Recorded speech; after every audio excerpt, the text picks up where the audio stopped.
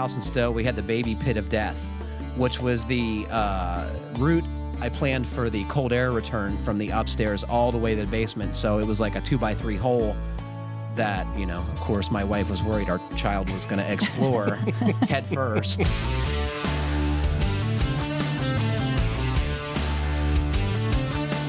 Welcome to the Fine Home Building Podcast, our weekly discussion of building, remodeling, and design topics aimed at anybody who cares deeply about the craft and science of working on houses. This is Senior Editor Patrick McComb. I'm joined by Design Editor Kiley Jacques. Hello. Deputy Editor Matt Milham. Hey. And Producer Jeff Rose. Howdy. Please email your questions to fhbpodcast@taunton.com. You can find previous podcasts and check out the show notes at finehomebuilding.com/podcast. I liked your little greeting today. That was I like to mix it up a little bit. I love it. So we got some good letters from folks. I'm going to launch right into it. We heard from Andrew, and he had some notes on our discussion about caulks and sealants. And he says, in your most recent episode, you had an extensive discussion about sealant and mentioned several times urethane-based sealants are not toolable. The packaging does say this, but it's not always true. The following is not recommended or approved by the manufacturers, EPA, FDA, or any other group. There's an amazing cleaning agent known as Goof Off. A little Goof Off applied to your finger allows you to tool OSI quad for a minute or so after application. It leaves behind a smooth and polished surface. Frequent reapplications of the Goof Off are needed, but you can often make an otherwise sketchy sealant job look quite nice. Goof Off even makes a wipe form of their product, which makes this method even easier. I've been doing this for several years and have never had any issues with product failure due to the smoothing technique. What do you think? Active ingredient is ethanol. There's all kinds of stuff in there. It's like benzene and... It's a pretty good solvent, right? Yeah. Nasty stuff. Is it, you think? Oh, yeah. Sounds like it is. It says use only with adequate ventilation. Vapor I is suppose harmful. you should probably use a rubber glove, too, when... I'm assuming this guy Yeah. must, because it seems like a real skin irritant. Have you guys ever used it? I have. To remove latex paint that had dried in a place where I didn't want latex paint. That's its typical application, right? I think the goof part is the part I could relate to. Yeah, I don't know that I've used it. I've used Gugon, which I think is Very sort similar? of like made for a similar application. I don't know. I think it's a different formula, but I don't know. Is it citrusy? Yeah. Yeah, used this is not. This is like solventy. Yeah, and it looked like it had some sort of citrus element to it, but like that was a minor ingredient compared to some of the other stuff Did you that was find in that there. worked? Because I've used it too. The Gugon? Yeah. Oh, yeah. Well, it works for like getting glue and stuff off things. Yeah. What'd you I use can't it for? remember. It was years ago, but I remembered being dissatisfied, and I still have an entire Yeah. container of it. So those of you who are out there need to tool some urethane sealant, Kylie's going to hook you up. Send toxic chemicals through the mail. Hello, guys. Just listened to 166, I think, talking about when do you need an HRV, so I thought I'd share my experience. We live just north of Toronto, Ontario, and have an approximately 1,500 square foot bungalow. At the time, we had 2 adults, 3 teenagers, and 2 large dogs, and found we had a lot of moisture on the windows and mold on the walls and outside corners and in the bathrooms in the wintertime. I installed a Venmar Evo 5 from Lowe's. That's an HRV. And the moisture problem was gone, and the air is noticeably drier. As a side benefit, I feel it is easier to heat the house because dry air takes less energy to warm than humid air. I don't think our house is particularly tight, but the HRV made a very big difference. I enjoy the podcast. Keep it going. So is that true that warm air is I looked easier? that up. Let's hear it. Well, it seems to stand to read. Yeah. Interesting. I can't say why, but I was curious about that too. And So the GBA agrees. psychometric chart says people are more comfortable when they're drier than when they're... full To of- a certain extent. I think it's like somewhere in a range between about 40% and 60% relative. Then if it's drier than that, it if it starts gets to be... real dry, then your throat's dry, and Static nose like you bleeds. can also get sick more Yeah. easily if it's really dry. static electricities everywhere. Yeah. So I looked this product up, and I don't know what the deal is, but it didn't seem like it was available through Lowe's anymore. And then I went to the Venmar site, and it wouldn't recognize my zip code, so I don't know how to get one of these things. I So really Go wanted back one. to the time that we recorded episode 166, apparently. I think machine. part of the issue, too, is that I did find it on the Lowe's Canada site, but not the Lowe's U.S. site. Okay. So maybe it's easier to get in Canada where they're more concerned with air quality. It may just have a different name in America. Action Mater. Yeah. Action Mater Evo 10. No, I don't think this is any different than most ERVs or HRVs, but I think that's great. Yeah. Do you have one of these in your house? I do not. I didn't think you did. So I had to press Doug a little bit about this. He installed this himself, which I found to be an unusually ambitious DIY project. Mm-hmm. But we have lots of listeners who are in that category, right? Ambitious DIYers. So I had to ask him, and do you want to guess what he does for a living? Engineer. Mechanical engineer. I got it right first try. I said, Doug, let me guess. You're an engineer. Yep. He is. But he told me a little bit more about this. He said, I installed the unit in a mechanical room in the basement. Besides the forced air furnace hanging from the ceiling, there's a combination inlet exhaust fitting that goes through the rim joist and connects to the insulated flexible duct from the unit to the wall fitting for both the fresh and exhaust air. I connected the fresh air from the HRV into the furnace cold air return, and that has not been a problem. So that's one thing that energy folks say is less than perfect installation. They really want dedicated ductwork, especially the super expensive Swiss-made. What brand is that one, Matt? I don't know. Weissman? Oh my God, I forget what it's called, but it's the Cadillac of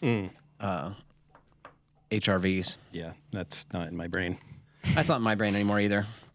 Anyway, he says the controller has a few modes of operation: eco, which has a reduced runtime; auto, turbo, which is high speed constant, and the unit is very quiet. The only thing I don't like about it is that the air exhaust to the outdoors and fresh air inlet from outdoors are at opposite ends of the unit, so one of the ducts has to make a 180-degree turn, but I think that's a trade-off to keep the cost of the unit down. And if we weren't sure he was an engineer before, his observation on the manufacturing costs of this unit would indicate that. Doug, thank you. That's great feedback. We also heard from someone who said they were listening from Australia. Hey, FHB crew, thanks for a great podcast. I've enjoyed listening to all the episodes. I'm an American living 35 miles northwest of Sydney, Australia. A couple of lifetimes ago, I built houses in Dade County, Florida. On Australia local television, they show a UK-produced series called Grand Designs that focuses on self-builders building their bespoke homes. This season's show has spun off a new series called Grand Designs The Street. And you've watched some of this. Yeah, I started watching it on YouTube years ago. I had gone down this rabbit hole. I got really into like cob construction, or at least the idea of it. I wasn't doing any of it. That's why I like you, Matt. He'll go down that rabbit hole. Yeah, so I was Patrick's looking for I was looking for all kinds of like, how do you do this? And they had a whole episode on this guy who built his own cob castle. Basically, he was a farmer, and this is in England. This is in England, and he was mixing these huge batches of cob, which is basically a mixture of mud. Like basically straw. Mud and straw Yeah. that you sort of like compact and lifts.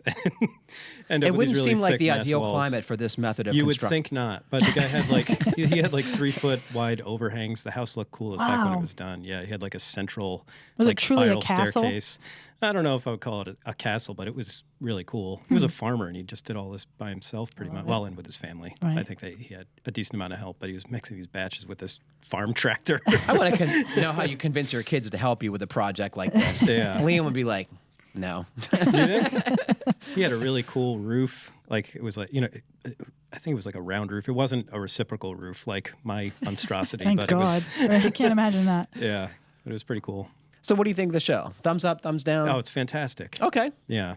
There's a lot of really good episodes, and they go back to some of these projects. Like they had one, this guy is a woodsman, basically a guy who goes out and, like maintains the forest, and he built his house out of all this material. Basically, he cut down the trees, built like a cruck timber frame house, and, he did this all by himself. It took a very long time.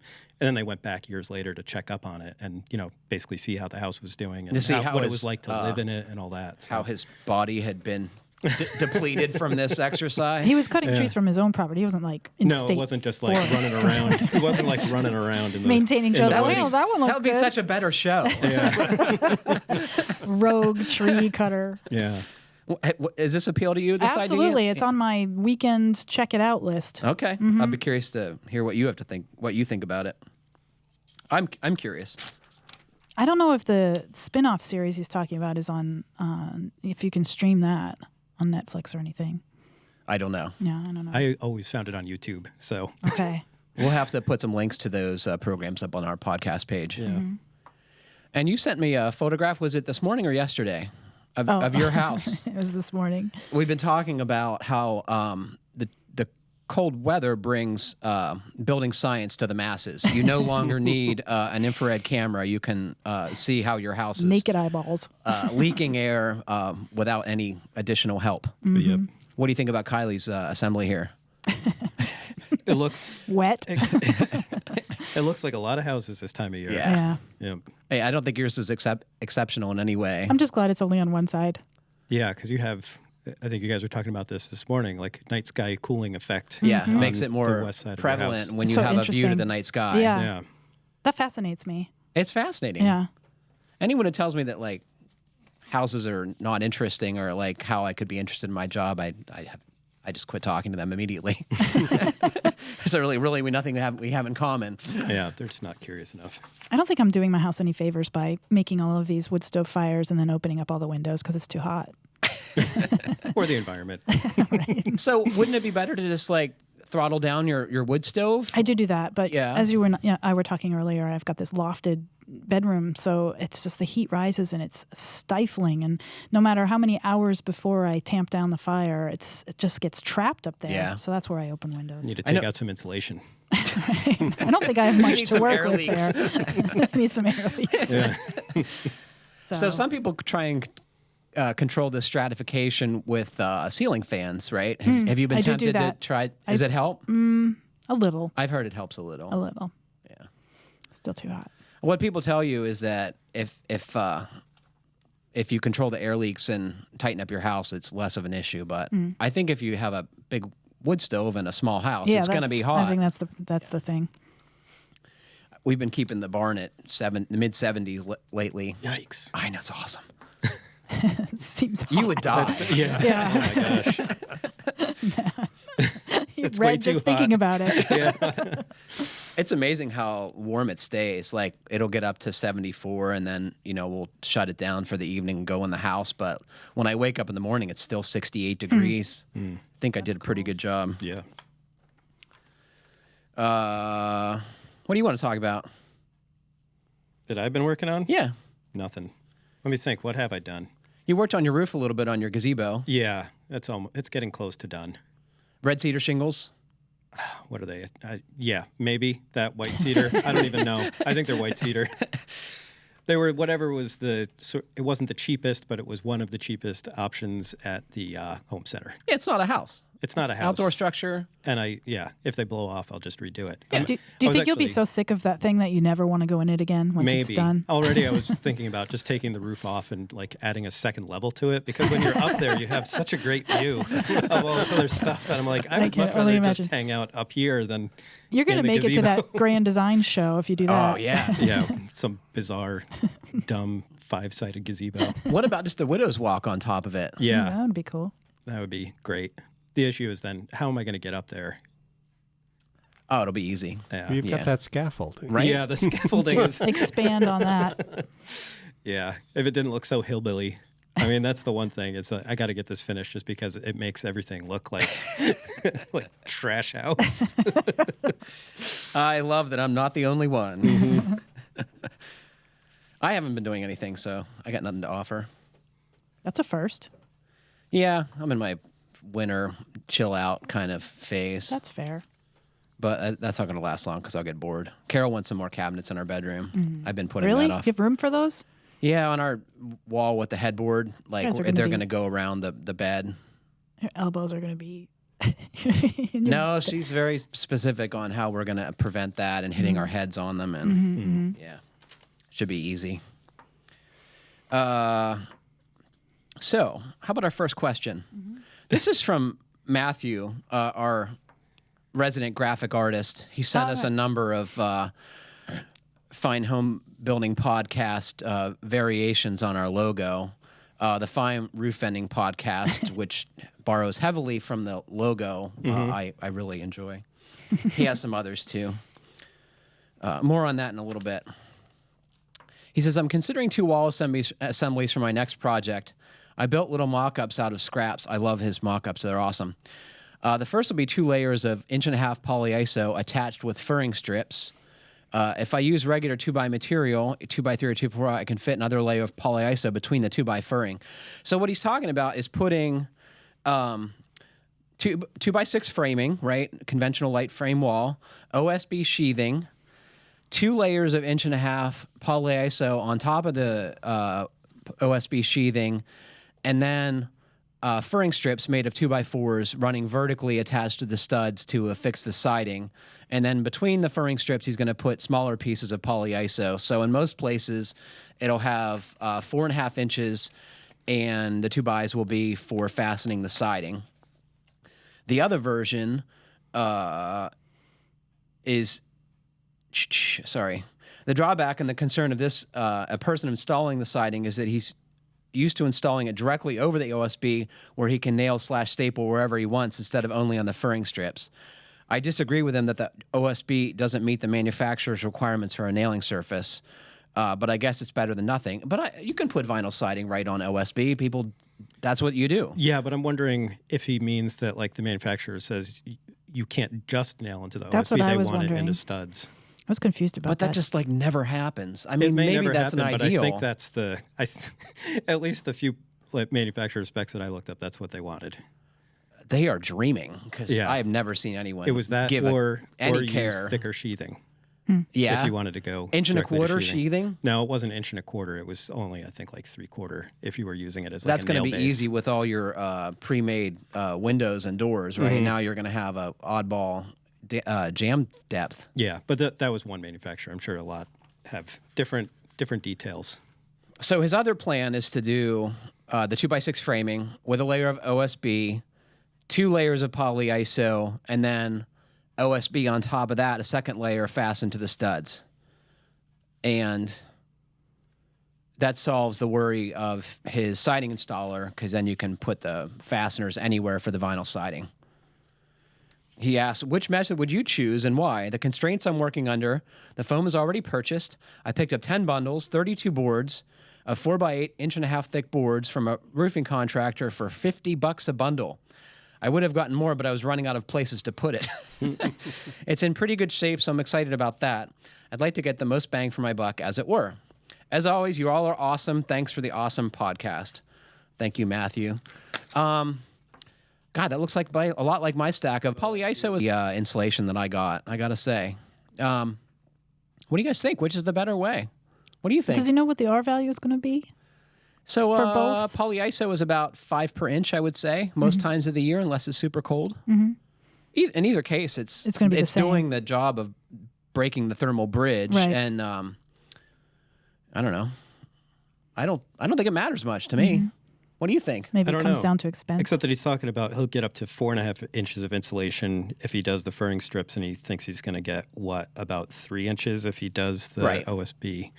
So, I don't know. R10 seems perfectly fine to me. I mean, I'm more inclined to do the furring strips. Yeah, because you Because I want the think that would extra be- insulation. Yeah, and I think it would be easier to do it that way than to try to go through the OSB trying to find studs to attach that to. That's what I was kind of trying That's to a point I had That's visualize. going to be a considered. huge Yeah. pain in the butt. And honestly, I would look at the manufacturer recommendations for the attachment to begin with. Yeah, that's where I was going to start. Because if you're going to be violating the manufacturer's Do it the whole way. if you're going to be violating like your warranty anyway, if you're just going to be throwing that in the garbage, go with the one that gets you more insulation, I think, because I don't think the vinyl is going to fall off the house being nailed 16 inches on center through, furring strips. And I say that because my vinyl has not fallen off my house, and it's nailed And not about- nailed to anything. It's nailed basically to nothing. It's nailed to homosote about 5 feet on center, and it didn't blow off in this crazy storm we just had. Did you put that siding on? No. Oh, I was going to No. say. Oh, don't insult him. Yeah. He's, I didn't takes- realize how badly it was nailed until the windstorm, because on one side that is like the most exposed, it was definitely sagging pretty badly, and I was like, what is going on? And I checked it, and holy. How'd you fix it? I haven't fixed it yet because I have to take it all down. You need some in order tape. to do that. Yeah. I'll just tape it all up. I have 2 things to add to this. Like, one, having 3 inches of exterior insulation in any fashion is better than most construction, and at least in this country. I don't know, maybe in Toronto it's better, but I can't imagine. The one difficulty I found, and the one assembly that he has is very much like my barn, except instead of the furring strips running vertically in my barn, they run horizontally because they're girts on a post-frame building, right? And then I filled in between them. The one difficulty you have is like you're very limited in where you can attach your WRB, right? And it's fine most places, but it's not everywhere. And you end up with a lot of waste because you got to make these big pieces that reach to something that you can affix it to. So that'd be something I would point out. Additionally, as far as attaching vinyl siding, I put my vinyl siding on wood furring strips 3/4 of an inch thick, spaced 16 inches on center, because I had to run them perpendicular to the girts so the siding could be run horizontally, right? You're not supposed to put vinyl siding on strapping. It's just not in the rules. And I've had 2 hurricanes hit the building, and it's not a problem. So I would say worry about something more important. Yeah. Personally, I think I would move his WRB from where he's thinking about doing it. To all the way in the outside or behind all the the foam? way on the inside. Yeah, I would put it against the first layer of OSB. I'd put my windows there. Polyiso can't get wet. Yeah, but is it really going to get wet? How wet is it going to get? I don't know. You can't do that. I mean, it's going to be behind what is practically a ventilated cladding, and will be. I know, so it's going to get soaked. It's going to get soaked. I don't know that it's really going to get soaked. I don't know. Oh, don't do that. Unless you have like 3-foot overhangs. Yeah. Yeah, I think he's on the right track putting it on the very outside with polyiso. I think other foam insulations would be fine, but I don't know about that. Was it faced? I didn't see if it was. It has that felt facing that's on commercial. Okay. So it's not it's not oil-faced waterproof stuff? No. Okay. Yeah, I don't know. You going to change your mind on that? Probably, but just because if it is at risk of getting wet, then yeah, that would be a problem. Yeah. But I don't know how much of a problem, because I haven't personally tested polyiso to see how much water it actually So a few of my sheets absorbs. got soaking wet, Yeah. and they get soaking wet. I mean, they are like so heavy you can't pick them up. They just suck it up like a sponge. Dry out very easily either. I don't think it would, no. Especially if it's behind the WRB. Yeah. I'm sure that's of no help, Matthew. Thanks. Question 2 is from Andrew. I have a dilemma I'm hoping that the team can weigh in on from a room-saving perspective and an aesthetics perspective. I'm in my 20s, married, baby on the way, and I love DIY projects, but this one has me stumped. He also likes writing really long emails. So I've We're cut both it back. praying. Okay. Yeah. I was worried about to read 2 pages. No, I'm not going to read it. So should I replace my 16-year-old 90,000 BTU natural gas single central return furnace and AC system with a ductless/ducted mini split or some other heating and cooling system? When the system turns on next to my dinner table, it's hard to hold a conversation as it's around 70 to 80 decibels, and the upstairs is freezing or boiling depending on the season. The system was installed after the house was moved to its current location and put on a crawl space. I didn't commit this travesty, but the neighbors had to watch it 20 years ago. The ductwork is undersized going upstairs, and it has an 8-inch line going all over the place and feeding a 12-inch trunk line to the upstairs with 5 8-inch vents pushing out 100 CFM. I've tried working with the dampers. I've also installed an inline fan to boost the air pressure. That got me up to 125 CFM. But the upstairs has poor insulation in the knee walls and dormers. Overall, there's normally a 30-degree temperature difference between the upstairs and downstairs. The noise in the utility cause and the inefficiency of the system. I'm desperately seeing if I could replace it with something better. I thought about mini splits and then having the central system for downstairs, but that doesn't get rid of the noise of the dinner table and the potential space I could get if I turned that closet into a pantry or used it for extra space for the dining room. Well... Dun, dun, dun. So this stick it outside, right? This is a Cape-style house, which is important because I think most of his comfort problems come, the ductwork is a problem, but it's probably super leaky up there. I think the first course of business is going to be to tighten up his upstairs.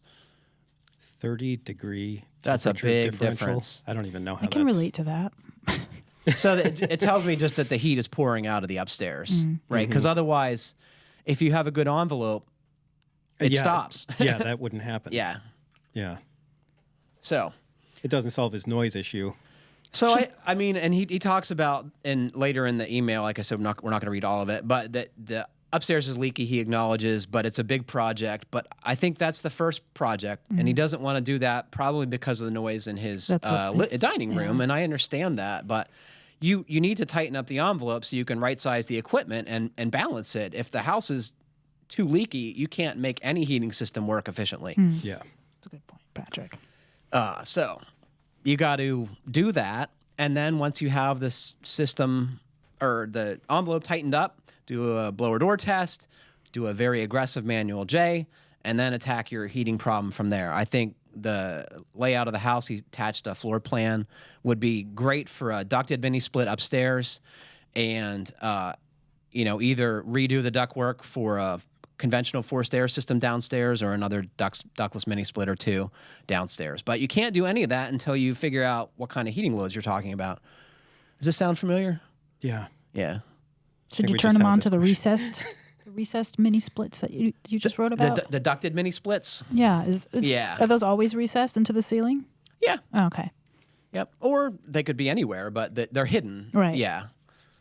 But he should really have some kind of energy retrofit contractor look at this house holistically, decide how to tighten it up, and then go from there. But I think he's getting the horse before the cart. Yeah. Or the cart before the horse, I mean. Mixing the metaphors again. He's worried about the aesthetics of the mini splits. The ducted mini splits solve that problem. Yeah, and he also mentions like the ductwork would have to be redone if he kept his central system. Absolutely, that's a fundamental flaw. Yeah. When would you recommend an outdoor unit? I know they're more expensive, but An outdoor... Well, I think they still have the outdoor component. It's just the way that it's. I thought they were two right? different things. No, so the mini splits have an indoor and outdoor component, whether they're ducted or I see. Not ducted. Clearly, I don't know enough about mini splits. It's a fascinating subject. I know. I need to read more about it. Love them. Do you have them? No, can't afford it. So, if you want to solve the noise problem for the short term, put something other than a louvered door on the cabinet that holds the furnace, right? It's a louvered door like you'd have in Bermuda on your closet. And that's so you have combustion air. Right. So he's going to have to think about where's the combustion air going to come from if he puts a solid door on there. Move the door to the other side of that thing. That's the thing. I mean, he can't cut off the Combustion air. combustion air. So It's yeah. it takes more than 3 podcast knuckleheads to solve all this, I suspect. What is this? The dining room? Yes. Move the dining room. Move the dining. That's a really poor design, isn't it? Well, having stuff that there. And I also wanted to point out, he mentions that this house is modular, and that means different things to different people, but modular homes have this unique problem where when the modules are put together, it's called a marriage wall, right? Because these things are coming together, and those are notoriously leaky. Even the small gap at the bottom goes all the way to the roof, and since it's the entire length of the house, it ends up being a ton of airflow. So oftentimes, if you seal that and do some other work, the house is likely to perform a lot better. And I think that's a good first step, is to get an energy audit, figure out what's going on with your house, fix the easy stuff, and then think about how much money you want to spend on the harder stuff. Yeah. It's a hard... Some of our questions don't have an easy answer. Some do. You guys have anything to add to this? No. My advice was to move. Yeah. I mean, because it just sounds like a lot of work and a lot of money. It's a big project. Yeah. Find somebody who's not, early 20s, just about to have a baby. The baby makes it complicated to do remodeling. I Unless can tell you've you inherited a lot of money. Yeah. Like this, a lot of this stuff is not going to be cheap. For a period in our house in Stowe, we had the baby pit of death, which was the route I planned for the cold air return from the upstairs all the way to the basement. So it was like a 2x3 hole that, of course, my wife was worried our child was going to explore head first. So had to fix that. Jonathon writes, my wife and I just moved into a new home in Minnesota, and we went to remodel a sub-garage into a workshop. Have you ever heard that expression? Sub garage. Yeah. It's what they have at New London for the Navy. Yeah. Doesn't it just mean that there's conditioned space above? It's a two-car garage facing the lake underneath the upper garage. So it's a two-level garage, both with overhead doors. It has concrete walls, floors, and ceiling, a garage door, and a stairway that goes up to the upper garage. We want to add stud walls, add electrical, insulate, and heat it intermittently for use during the winter. I assume the biggest heat losses are through the garage door and stairwell, so insulating the garage or making a styrofoam wall in place in front of the door during the winter is my plan. A door on the stairwell or some other covering is what I'm thinking about there. How would you recommend insulating the walls? Foam insulation, then stud walls, a mineral wool inside? Should I insulate the floor, etc.? I like how you mentioned in your August 9th podcast about a guy doing a similar thing in his garage. I want to focus on what matters most and not bother doing things that gain marginal benefit. I think that's a great idea. I always try. Well, he says that he knows that the greatest source of loss is the garage door. So if He's already if he thinking right. Yeah. So that's what needs to be replaced, right? Well, he's talking about building a temporary, like, wintertime wall. Presumably, when you're not going to be taking the boat to the lake, right, you put up this foam wall in between the masonry walls and, you know, to seal off that opening for the wintertime, which makes a lot of sense to me. Although you can't leave foam exposed, especially in a workshop, right? Especially if you're doing metal work. Yeah. Yeah, I guess what is he going to be using this space for is the first thing I really want to know. And if he's never going to have boat storage in there again, Cancel the door. I would say just rip the door out and, you know, put something else in there. If you need to get big tools in there still, if this is going to be like a woodworking shop and you, for some reason, see yourself bringing in large table saws on a semi-regular basis yeah, or something taking like that. out big pieces of furniture, Yeah, or maybe. taking out big pieces of furniture, you can put in like double doors that still will seal much better than that garage door and, you know, close off the majority of that opening. But then, yeah, I mean, I think you've talked about it numerous times. It would be similar to like insulating a basement with your rigid foam against the wall and steel studs. And, you know, you can infill with just about any kind of insulation. But it looks, if you're going to have water down there, I mean, mineral wool makes a lot of sense. Yeah. Why So- steel studs? They don't wick water. And they don't get moldy, you know, because this space is going to be cool in the summertime because it's largely below grade, I'm assuming, and it's cool. Yeah. Just out of curiosity, because I was thinking garage doors. Uh-huh. What what's on the market? Do you know anything about this Garaja Standard Plus? And it is Garaja. Okay, I know that company. Yeah. Okay. I've heard it Garaga, but I don't know. Maybe it is Garaja. I don't. Oh, maybe it is Yeah. Garaga. Oh, I'm thinking. So they make good doors? Okay. Well, they're supposed to be very energy efficient when it, in terms of a garage door. I know that's Are they overhead? they're Or- overhead. Yeah. Yeah. They have wood end blocks, interlock joints, high pressure foam provides R16.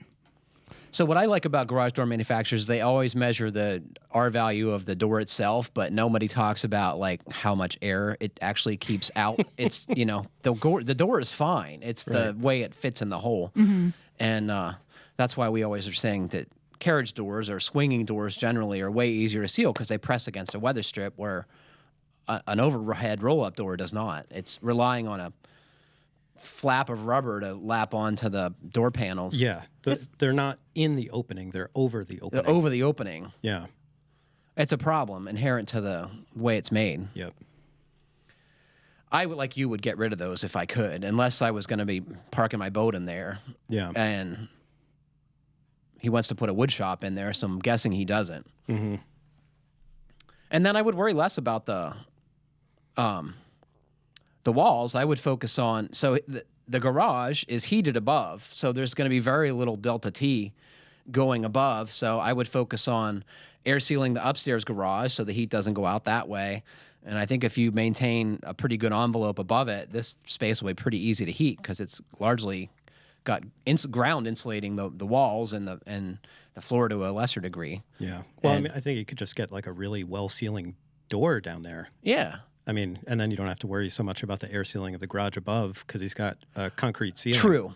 So you're saying if you did a better job separating two spaces with some kind of entry door to the basement, or a hatch as he suggests. Yeah, I agree with you. And and it's going to be used intermittently. So I mean, heat it when you need to. Yeah, I mean, I think you could probably get away with just a little space heater. Yeah, I wouldn't even insulate. If this were mine, I probably wouldn't insulate it. I just put a heater in there. It'd be cold standing on that floor, though. Well, I mean, the ship's already kind of sailed on insulating the floor, I think. Right. Yeah. I don't know what he's going to do there unless he's going to rip up the slab. Maybe Some people are tempted to put foam down with plywood on top of that. I mean, like I would, if I wanted a comfortable space, I would do something other with that money than starting there. Yeah. You could probably put, those rubber, rubber mats. ag mats down, and that would probably, it would be more comfortable, and it may do a little bit to, kind of like deal with it. Because the main source of your discomfort is going to be basically you radiating heat to that concrete. Do you want to explain to folks what you mean by that? Because that's something that people often don't get. Yeah. So like heat moves in, 3 different ways. And I don't know if I want to get into all this. You don't need to, but suffice to say. Yeah. So like your body, essentially, when you're feeling cold because you're next to a cold surface, it's not radiating cold to you. You're radiating your heat to You're that giving cold up your thing. heat to this. Yeah. Right. Because it's always going to move from more to less. And if you're almost 100 degrees, like Matt. theoretically, Matt. So yeah, if you just have some sort of a break between you and that, I mean, the rubber will still be cold. It's still going to be an issue, but it'll be a little less of an issue. Better for your back, too. Yeah. It is. It's standing on concrete for any time is hard. I would focus on making an envelope in there with a door and a better overhead door or carriage doors. And then after you've done that, get back to us and tell us what the problem is, and we'll come up with that solution. Is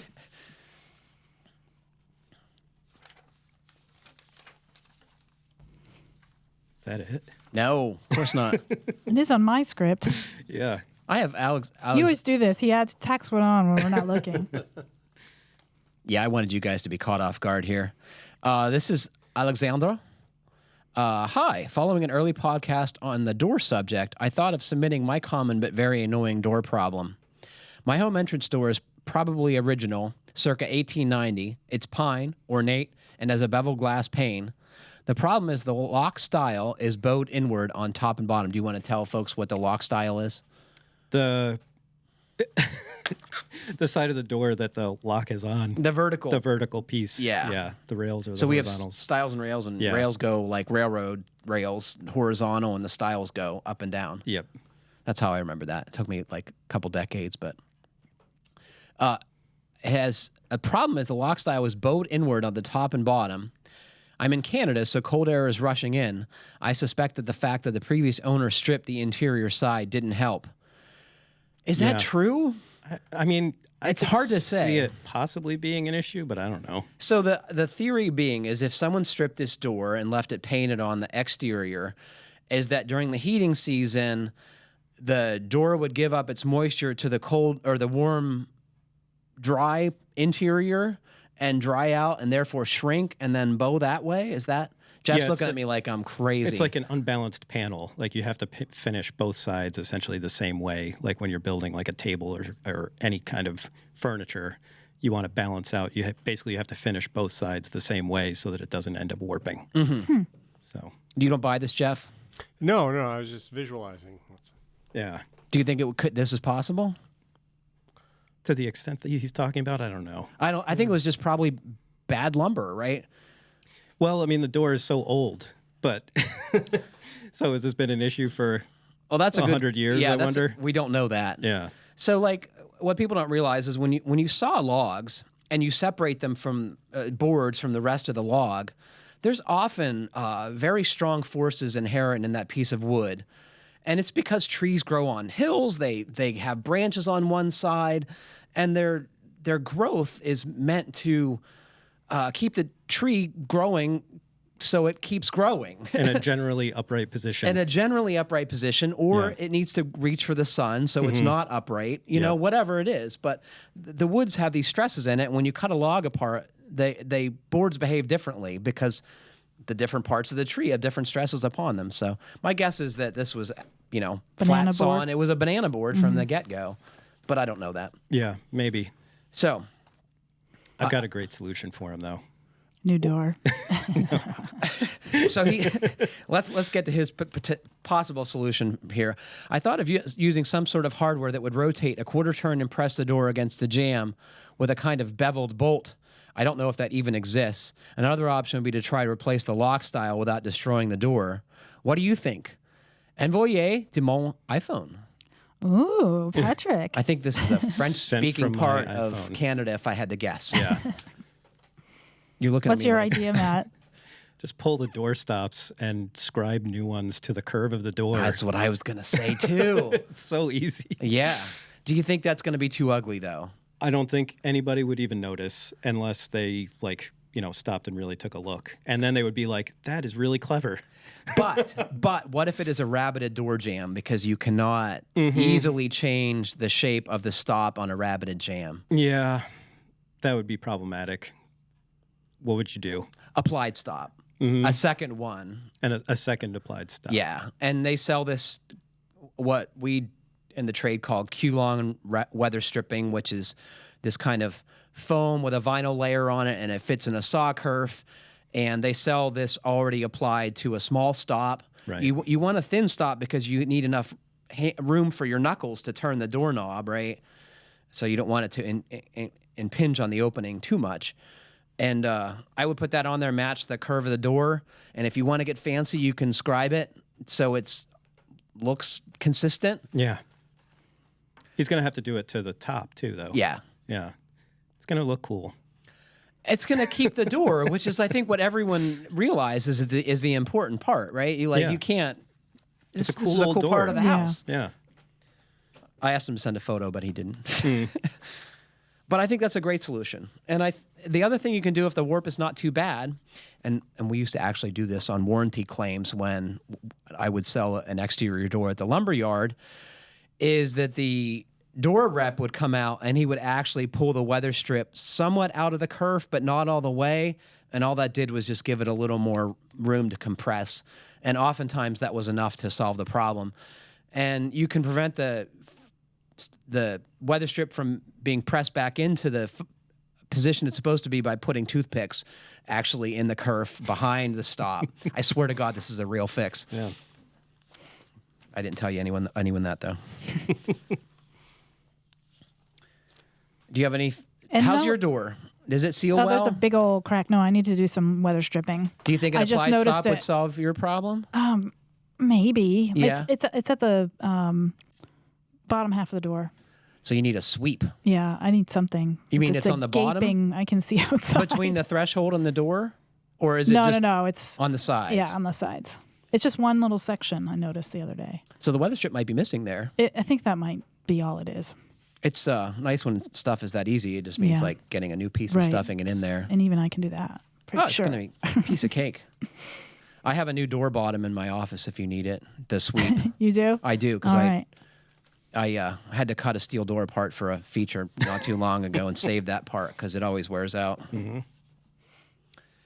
So we've still been hearing about folks who have found things during remodels. And I've saved this one because I didn't know if it was just Offensive. too nasty to even go there. But Gruesome. I was desperate, so I decided to just roll the dice. Is this the one I think it is? Yes. Yeah, do you want to talk about it? Oh my God. This is our video producer, Colin Russell's cat. Might as well be. So Colin has what do you call these kind of hats? It's kind of a Sphinx cat. I don't know if his is actually a Sphinx cat, but it's very similar. furless. It's a hairless cat. Yeah. That is Okay. not what this is. No, this is not. And this is from This is a Jeff. fossil. Yeah. Not our Jeff, but another Jeff. He says, "Well, I'm still remodeling my wife's great grandfather's house. That's so cool. And look what I found between the first and second floor. Perfectly mummified. The cat is now on display at a local high school. Why? Don't ask me. I have no idea, but someone found out about it and wanted it. So literally there is a cat carcass that they found in the floor system of Yeah. this house. And Perfectly mummified it is hairless totally- cat. It just looks like a very skinny cat, like Colin's cat. Mm-hmm. Yeah. I don't understand that photograph though. Is it? It looks like it's been propped up and. I Yeah, think it he's is. sitting on the floor. Like Yeah, he's it's like he's somewhere. meowing to you. Oh, looks like it's in a standing position or something. I don't know. I can't get my head around My that guess thing. is it's hard to move it. Yeah. How long do you think that's been there? Oh man, who knows? I haven't And studied the it mummification had- of cats. It had to stink. Like how did no one notice this? Well, House if it was must a have- farm, I mean, there's a lot of smells around. You might not even notice one more. Oh my god. I think Clearly, it was hungry when it went. some kitties are smarter than others, right? Yeah. Do you think any of your cats would, find themselves in a spot like this? I'm pretty sure that one hole that I just covered up in my basement, I'm pretty So sure that's- that a cat had gotten up in the wall between the two bathrooms. And if it's looking for a mouse, it seems entirely reasonable that it's going to go places that Yeah. it doesn't. No cat should go. Yeah, it doesn't know any better to not go into. Right. And then couldn't find its way out. I love that the high school wanted it. It's also possible that the builder stuck it up there and just It was already plastered dead. over Client. it. Yeah. I like that. I like that. that idea better. Yeah, the cat was probably just bothering him. That's so awful. Well, so I will let all of you weigh in on if that was in too bad a taste to be on the podcast. And if you all have any other disgusting things you want to send pictures of, we'll totally take those. We have no standards, apparently. Well, unfortunately, that's all the time we have for today. Thanks to Matt, Kiley, and Jeff for joining me. wait. What? IBS. What about it? Oh, I guess you didn't see the email. We're supposed to talk about the Keep Craft Alive event at Oh. IBS. Oh, I'm glad you brought that up. When is it? If you have At the email in front of you, you can read it. You guys know what That's the so International helpful. Builders Show is? It's not related to irritable bowel syndrome. It's the 21st through 23rd, I think. Yeah. And when's the actual So event? here, I have a little note from 22nd. somebody who knows more than we do. Go figure. Join us for a Keep Craft Alive networking event in Las Vegas during IBS. Fine Home Building will be hosting a fun event of networking and fundraising on Wednesday, January 22nd from 5:30 to 8:30 p.m. at Craft Community Bar and Grill. Come support the Fine Home Building and Skills USA Scholarship Fund. Enjoy craft beer, food, and swag. To register, go to Keep Craft Alive at IBS 2020. So I got to tell you, we've had this event now for 2 or 3 years, Jeff? At least 2. Yeah, well, yeah, at least 2, yeah. It is the best party at the Builder Show. Yeah, it's Wouldn't a lot you of- agree? Yeah, it's a lot like of fun. it is a raging party. Yeah, I mean, it's like I've never had a cool Your party. eyeballs are coming out of your head. And you guys can guess. In my entire life, I've never had a cool party, but it's awesome to be part of a cool party. Yeah. It is the event. Yeah, it's like all the cool people that you see on Instagram show up. We had, like, last year, some of the guys from This Old House were hanging out. Really? That's yeah, cool. Yeah, it was fun. Kevin came. Yeah, at least Kevin O'Connor came. Would it make going to Las Vegas worth it? Hell yeah. Yeah. Unlike some of our colleagues and probably yourself, I think Las Vegas is awesome. Yeah. I don't. Why? What's your beef with it? It's just, Tacky. it's so tacky. That's what's great about it. It's like no place in America. Right. That's true. It's like Hooters. It's like living in Hooters. It's like if that is all you had all the time. I think that's an insult to me. Yeah. It does say something about you. All right. Can I do my outro now? Do it. All right. Please. Well, unfortunately, that's all the time we have for today. Thanks to Matt, Kiley, and Jeff for joining me, and thanks to all of you for listening. Please remember to send us your questions to fhbpodcast@taunton.com. And please like, comment, or review us however you're listening. It's been a month since anyone's put a new comment up on iTunes. Please do it. I thought iTunes closed. I was It's still debunked. working on my desktop. I don't know. Is the iTunes exist, Jeff? I don't know. I Maybe know that's there's why- all sort of No one's commenting. That could be, could be doesn't why. They've turned off comments. You're still looking. Everyone's over it.